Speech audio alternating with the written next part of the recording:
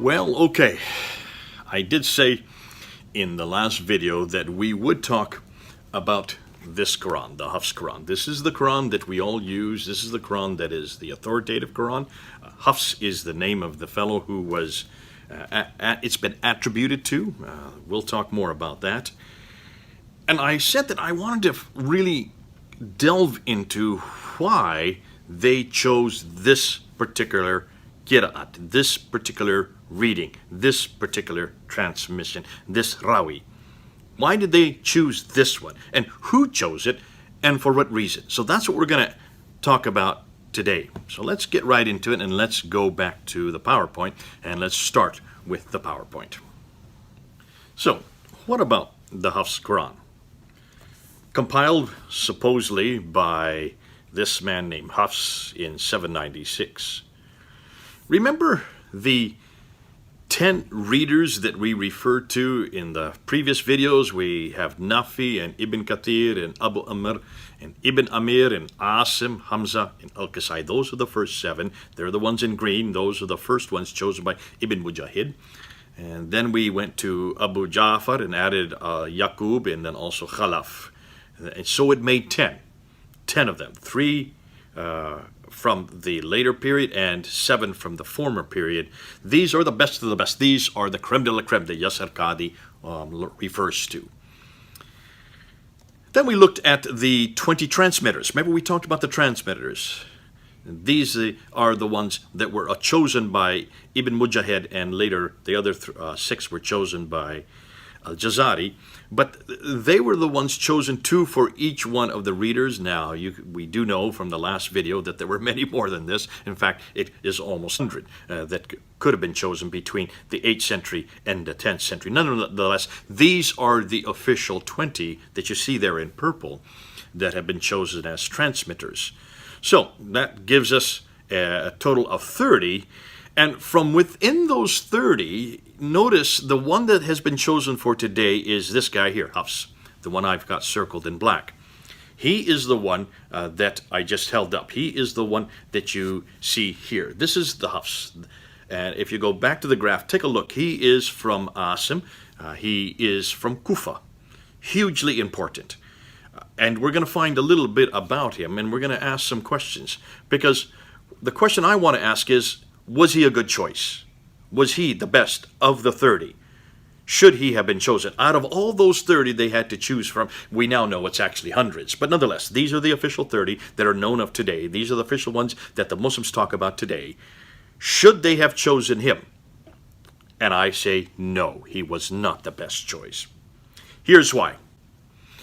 I have 3 problems. And I'm going to go through all 3 of them. First and most important, he just wasn't trustworthy. Not suitable at all to be a qira'at. Not only a qira'at transmitter, but the one and the final one and the canonical one that they use today. 90% of the Muslim world, this is the one that is used. He is the one that is used. More so, and this is the curious thing, and this is where I'm not hearing Muslims talked about. When they choose their qira'ats, or when they choose their readers, they don't use any textual criticism to do so. When we looked at our Bible, and when we looked and saw how it was to be chosen, manuscript after manuscripts, 24,000 manuscripts that they had to look from. They had a good 10,000 Latin Vulgates. They had 5,800 Greek manuscripts, 9,000 others in other languages.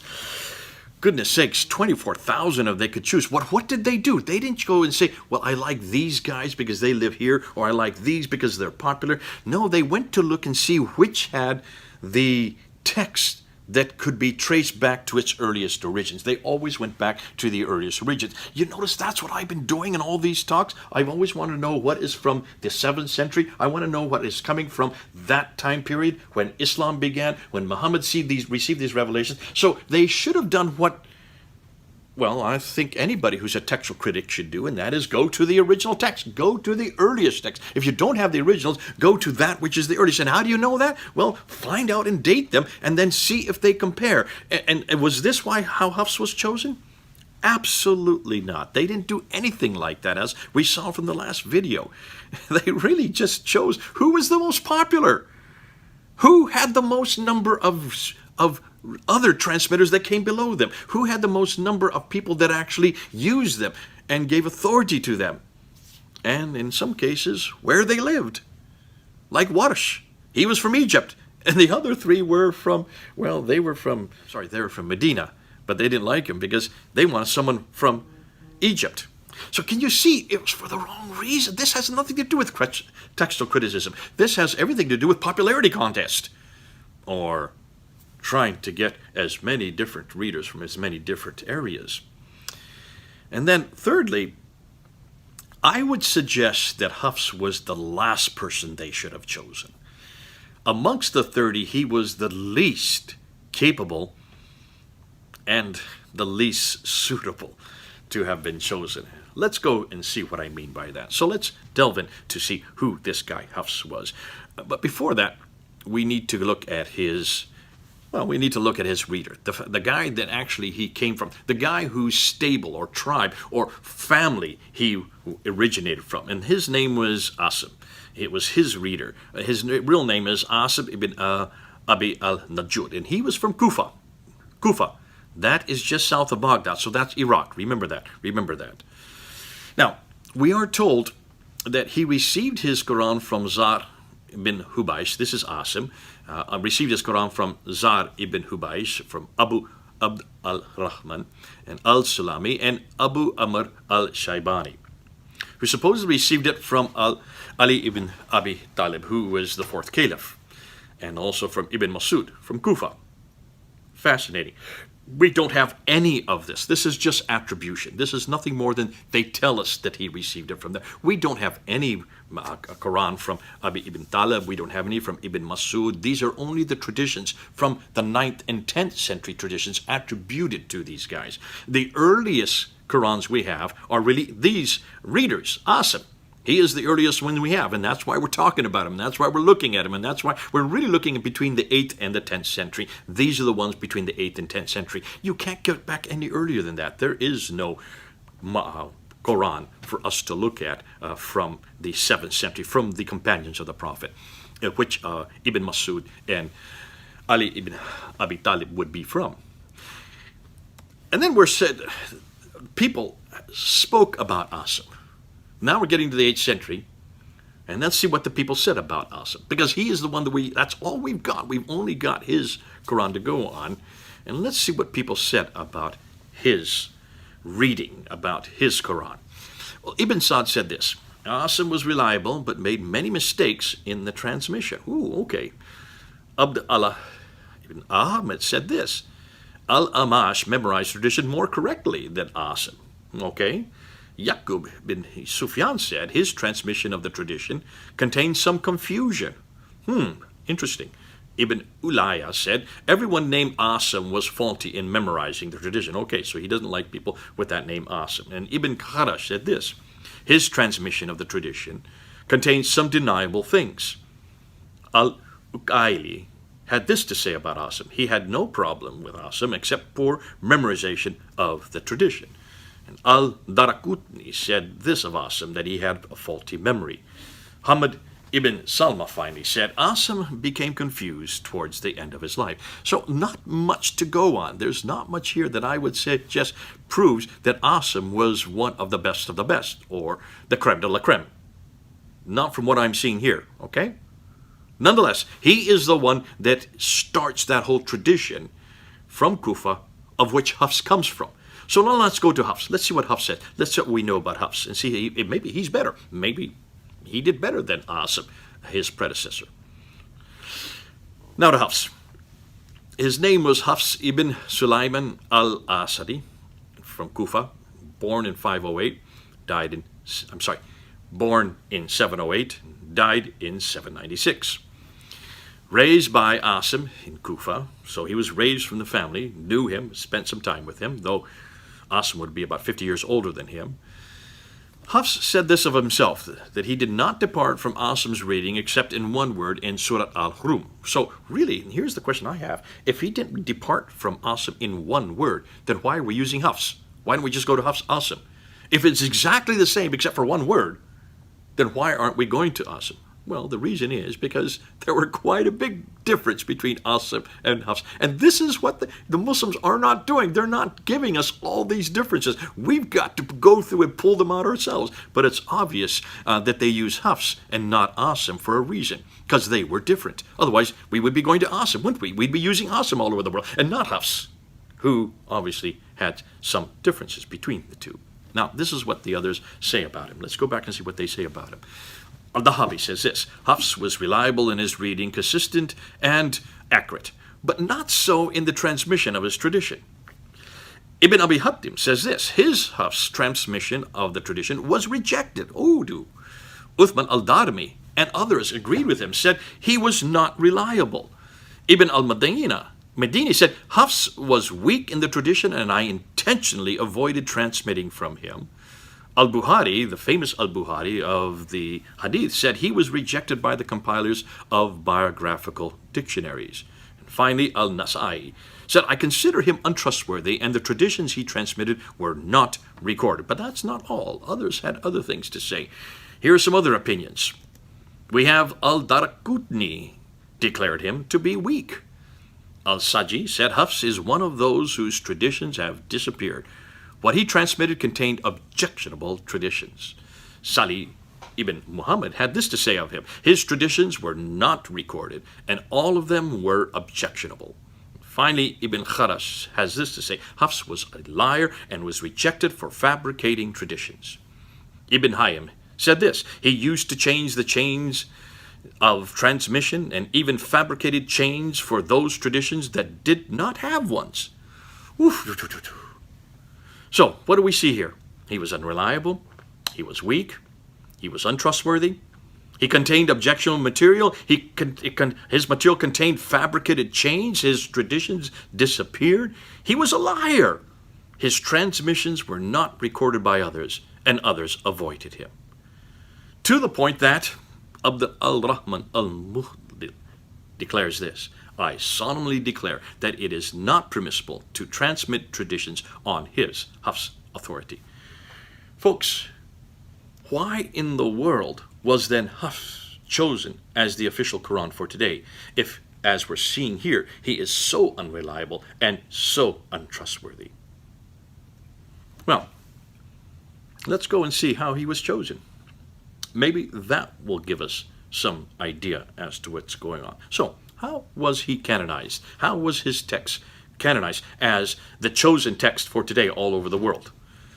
Well, we do know that in 1924, so we're talking about the last century, 96 years ago, they were having problems in the high schools there in Cairo, in the city of Cairo, just the city of Cairo. And so the educational authority came together and they decided we've got to do something about this, because whenever they had tests on the Quran, whenever they had standardized tests, they had anything but standardized responses or answers. They were getting all kinds of answers, all kinds of references as people were reciting and writing down what they knew of this verse and that verse. They were getting about 30 different answers for every question. So they had to do something. And so they went to Al-Azhar University and they went to Muhammad ibn Ali al-Husayni al-Haddad, who was one of the scholars there at Al-Azhar University in 1924, and they asked him if he would choose from amongst the 31, just one, that they could use to then use for their standardized tests, and he chose Hafs.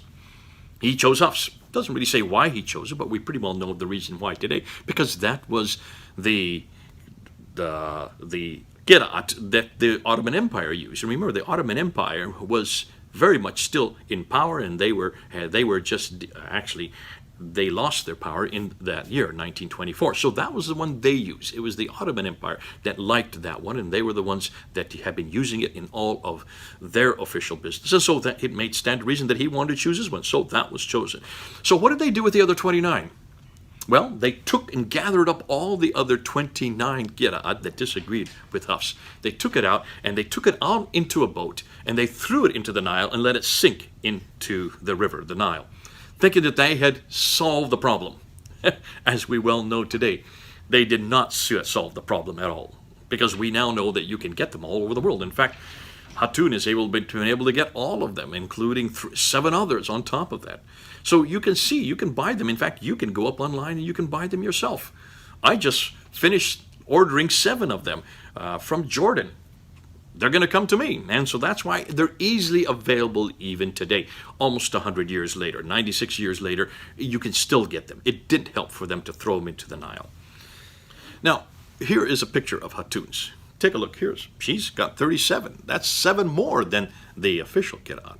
So you can get them in, go into bookstores in Arab lands. Here you can see Bernie Powers from Australia. He was with me 2 weeks ago. He showed this picture of his 23 Qira'at Qur'ans.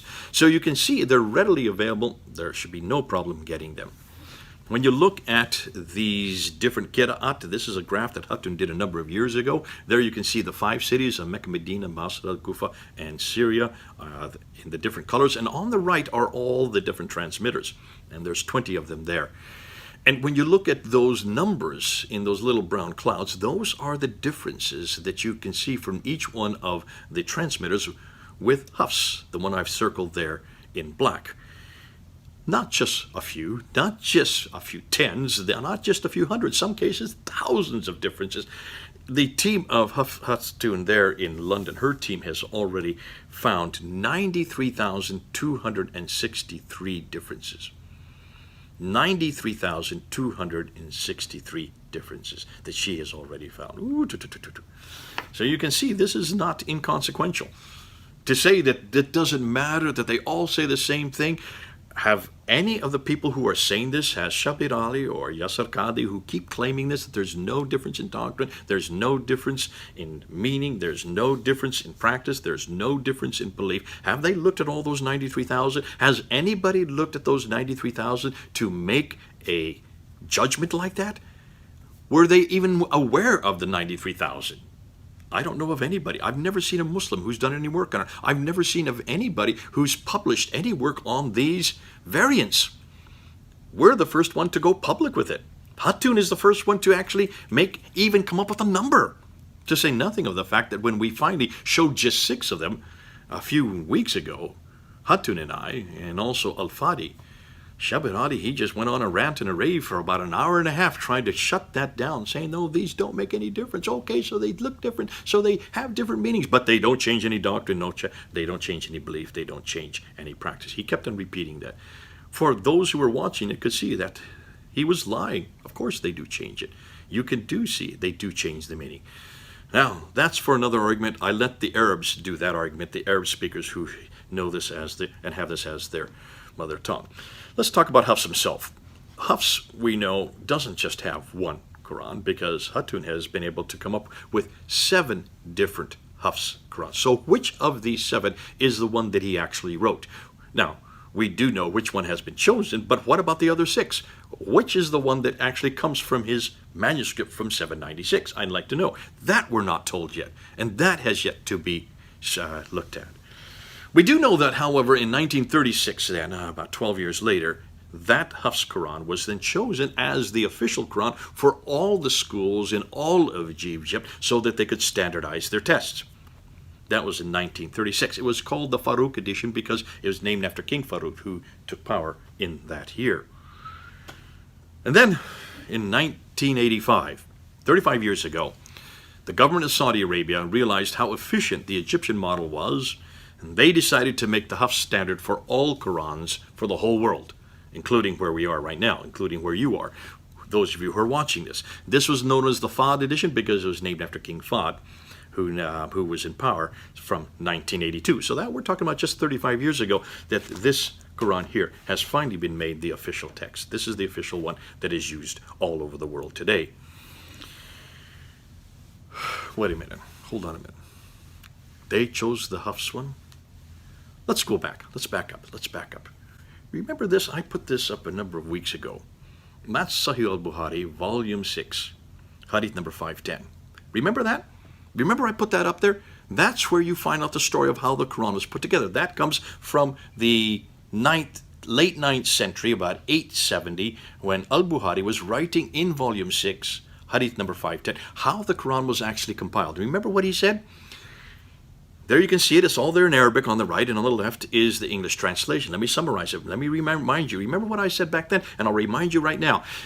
there was a battle up in Azerbaijan around 652. So Uthman was in power, he was in Medina, and many of his soldiers had gone up to fight against the Azerbaijanis. Along with them came some other Muslims from Syria and also from Iraq, from Kufa and Basra, those cities. They came up and they were all fighting together, and they would then go to the mosque to pray. And in the mosque, these Meccans and these Medinans, these people from the Hijaz, the central part of Arabia, heard the Quran being recited in other ways, and they were quite upset, and they actually came to blows.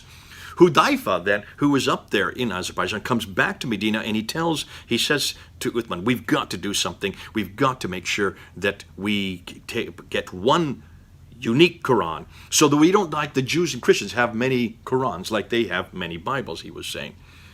So he insists that Uthman write one Qurayshi Quran and send it to every province. Take this, get it into one Qurayshi, one dialect, the Qurayshi dialect, and send it to Mecca, Medina, Basra, Kufa, and also up to Damascus. Okay, so you have those 5 cities, and with them are readers to go with each one of them to make sure that they keep it in the Qurayshi dialect, to make sure that no other dialect would come upon it and impinge upon it or corrupt it, right? So that was done in 652.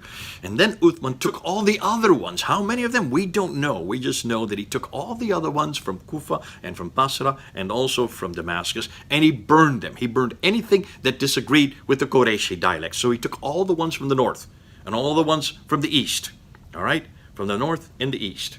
That's over here, north and the east. Took them and he burned them, destroyed them. And then he made sure that there was only this one dialect, this one, the same one that was in heaven, the same one that had been revealed to Muhammad, and the same one that he had now standardized for the whole world in 652. So let's now look back at those 30 qira'ats that we noticed before. There's the 10 ones. Remember the 10 ones that we have there. How many amongst these 10 would have used the Qurayshi dialect? Well, let's look at them. Nafi from Medina, they used the Qurayshi dialect. Ibn Kathir al-Makki, he was from Mecca, so he would have used the Qurayshi dialect. And Abu Jafar, also from the city of Medina. So there you have 3 of them. So only 3 out of the 10 readers were Qurayshi. Only 3 were Qurayshi. The other 7 were all from the places that had been burned. They were all from the cities like Basra and Damascus and Kufa, the 3 cities where Uthman had their manuscripts destroyed. And yet they are the majority of the 10, which are the best of the best. The creme de la creme, according to Yasser Qadi. Has anybody looked at this before? Did anybody pick this up? Am I the first to pick this up? I have never heard anybody talk about this before. Now, what about those who came after? What about the transmitters? There they are, the 20 transmitters. How many of their 20 were Qurayshi? Well, there you go. Qalun, not Warsh, he was from Egypt. Al-Bazi, Gunbul, Isa ibn Wardan, and Ibn Jumaz. That's it. Of the 20, 5 of them were Qurayshi. Are you following? That means 15 of them were not Qurayshi. And 5 out of 20, which means of the 30 official qira'at, only 8 use the Qurayshi dialect. Only 8, and those are the ones that I have in yellow. There you can see, I've highlighted them so you can see them. That's it, folks. These are the only ones that were using the official dialect, the dialect that Muhammad had, the dialect that supposedly is in heaven, the dialect that Uthman standardized and made sure he sent all these readers along with them to make sure that no other got in the way. And yet of the 30, 22 of them were corrupt. 22 of them should not be there. And yet there they all are. They are the majority. They're the vast majority of the 30 dialects. The vast majority are those that are the corrupt dialects, the ones that Hudayfa was so sure must be eradicated so they would not be like the Christians and Jews. Irony of irony. And the one that was chosen, the one that should have been a Qurayshi dialect is Hafs. He wasn't one of the Qurayshi dialect. He should have been amongst the Qurayshi dialect. He is from Kufa. The wrong city, the wrong place, the wrong time, the wrong person. In fact, his dialect from Kufa was one which Uthman burned. Now, conclusions. Well, from what we have seen here, the reasons why I believe that Hafs should never have been used. Take a look. First of all, Hafs was chosen back in 1924 because they wanted to standardize the tests, the exams for the high schoolers there. Is that a reason why you choose a canonized text? Well, okay, some people say, well, there's a need for that. Yes, there's a need for that. But do you do it for just the high school? Or should this be done for all the mosques all over the world? Should this have not been done for all of the madrasas, for all of the students? Why just the high schools there in Cairo?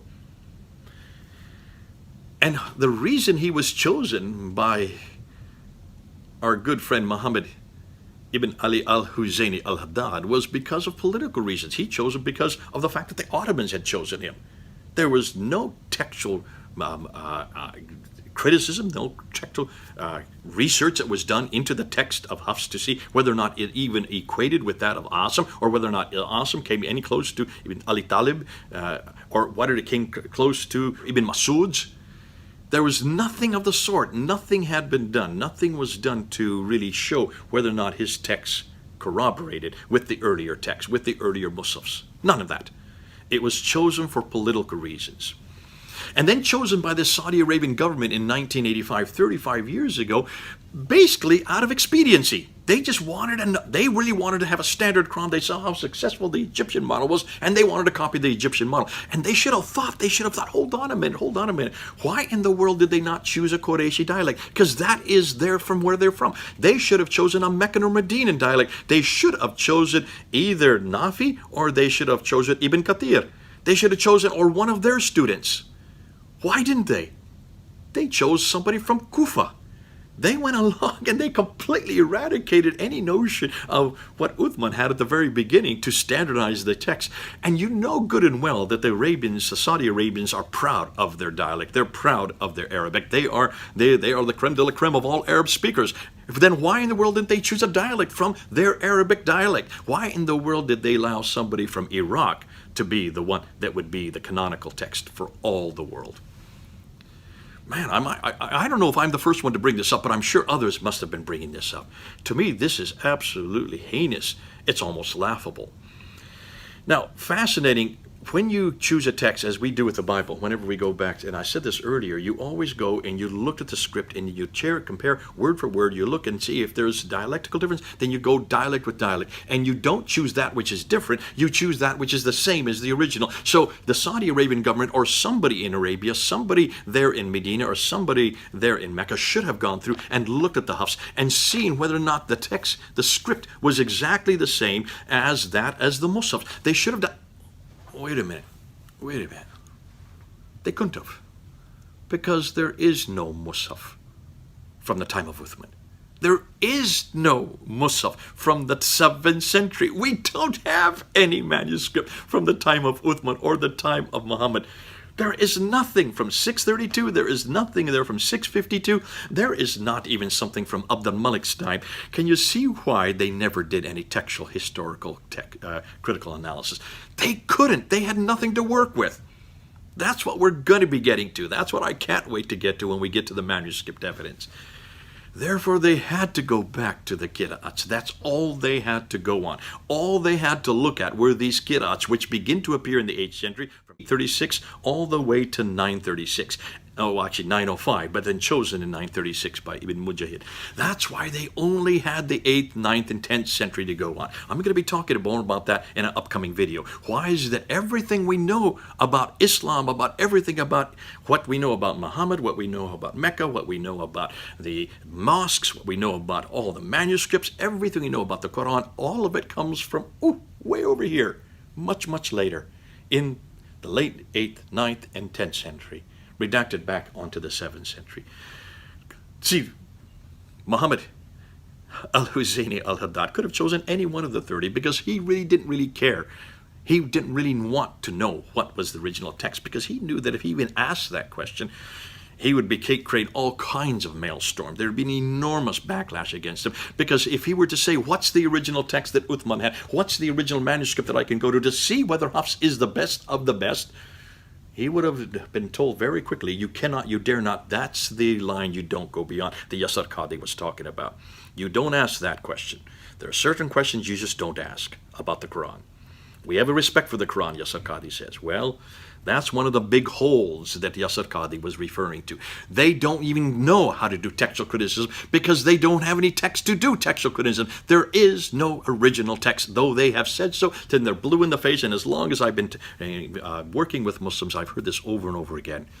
We need to go. We are the only ones that have the original text. We can trace it, and I remember just a year ago, there on the ladder, Mansur Ahmad made that claim. We can trace the text of the Quran both orally and textually all the way back to the Prophet himself. And then he finally corrected himself by saying, well, up to Uthman himself. And I remember I turned on him. I said, what text are you talking about? What manuscript are you talking about? There is no manuscript from the time of Uthman.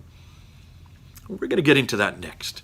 But can you now understand why, if you don't have anything to compare it with, if you have nothing to go to from the very original, what is left you? The only thing is left you are these traditions, these 9th and 10th century traditions, about 10th and up to the 15th century, in this case for the Qira'at, with Al-Jazari. We're talking about much later traditions where they are just looking at who is the most popular, looking at what city they belong to.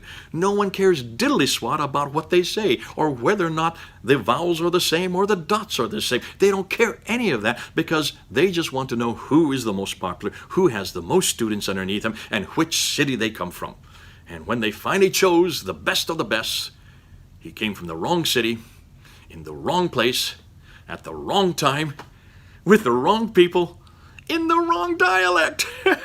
Oh man, it just gets better and better. Okay, God bless you. This is Jay. I'm leaving Florida, heading back up home again. But it's been fun, and it's been good, and it's just terrific to be able to know that we don't have this problem with the Bible. Boy, I'm so glad I don't have to work through this kind of material with the Bible. It's so much better to come back to the Bible, folks. We certainly don't make the claims that the Muslims make about their text. And this book has gone through every textual critical analysis, has been doing so for 150 to 200 years, and has passed every test. Come on home. God bless you. This is Jay. Over and out.